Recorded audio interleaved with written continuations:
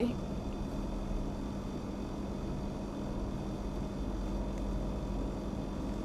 good afternoon. My name is Arif and I'm here with my partner Amanda. And today we are going to present regarding our assignment interpreting with partner for our subject community interpreting practice.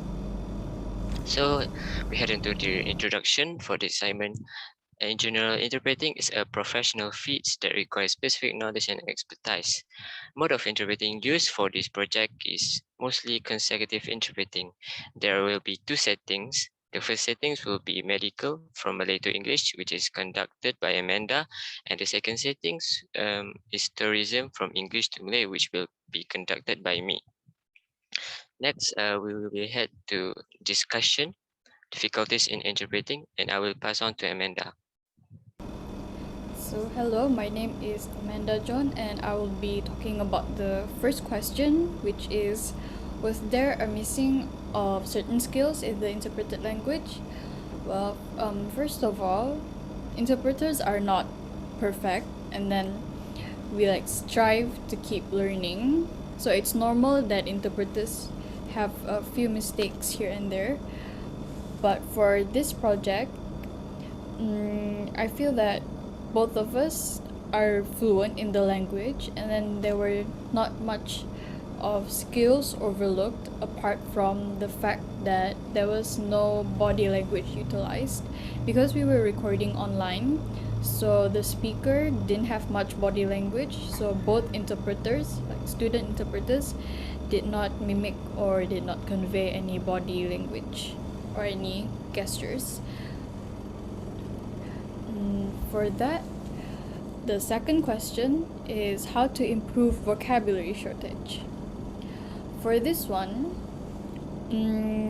way to improve vocabulary is to frequently read, because there are various studies conducted which show that reading helps enhance a person's grammar as well as vocabulary, and it also introduces them to many new words and new phrases as well. The second way to improve vocabulary is to watch movies, TV shows, or any drama series in the language that the interpreter wants to interpret. For example, watching movies in English or watching drama series in Malay. When you hear how native people speak and how native people pronounce their words, it helps you remember better. And also, if you're a visual learner, learning by watching these shows or movies helps you remember even better. And lastly, this is for me like a good way. It is keeping a journal of new words. For example, if you're reading a book or you're watching a movie, when you come across a word that you don't hear or you don't really know, you can write it down in the journal, and after that you can search up in the dictionary or in the internet about the definition of the word. After you've searched it up, you can write it down in your journal. So that journal is like a mini dictionary for you about the new words and phrases that you already learned. And that is all for the first and second question. For the third question, I will pass on to my partner Arif. So the question for the third one is how the interpreters convey the speaker's body language, tones, gesture, and action into the target audience. So for public speaking, body language is an important part is to provide an impact on the way your message is received. Also, for us as an interpreter, we are also an observer to listen and hear the speaker's tones and gesture and actions in order to interpret whether it's a declaration, a question, in keeping with their tones and gesture. Reading a person's body language can be difficult, but apparently it takes quite a variety of persistent experience due to the fact that everybody has their own gesture, tones, and motion.